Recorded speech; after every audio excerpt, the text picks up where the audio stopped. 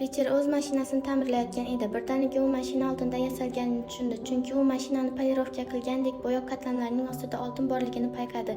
Shubhalarga ishonch hosil qilish uchun u boshqa detallarni ham tekshirib ko'rdi. Albatta, mashinaning turli joylarida oltin rangi tobora ko'proq ko'rina boshladi. Richard shu qadar hayajonlanganki, kapotni tushirgancha uni yopib qo'yishni unutdi. U mashina qayerda bo'lmasin, uning pastki qismi ham oltin bilan qoplanganini tushundi. Bu foydalanilgan avtomobil aslida butkul oltinda yasalganini anglatardi. Bu kutilmagan omaddan nihoyatda quvondi, ammo Richard bu haqida hech kimga aytmadi. Oltin ko'rinib turgan joylarni tezda bo'yab chiqdi. Keyin u gaz chiqarish quvurini bir qismini arra bilan kesib, u haqiqatdan ham oltinda yasalganini tekshirdi. So'ngra u zudlik bilan mahalliy lombardga bordi. Sotuvchi esa unga biror qimmatbaho narsa olib kelganiga avvaliga ishonmadi, lekin Jek olib kelgan uzukni tekshirganida natija sotuvchini lol qoldirdi. Uzuk nafaqat oltinda yasalgan, balki juda ham toza oltindan edi. Sotuvchi buni qayerdan olganini so'radi. Richard esa bu o'ljani o'zi topganini tushuntirdi. Biroz savol-javoblardan so'ng sotuvchi uning telefon raqamini qoldirishni so'radi va istalgancha pul to'lash kerakligini bildirdi. Pulni qo'lga kiritgach, Richard darhol sobiq sevgilisini topdi va uni Xiva Medical Texnikumga olib bordi, chunki eng yaxshi o'qish faqat Xiva Medical Texnikumda borligini Richard juda yaxshi bilardi.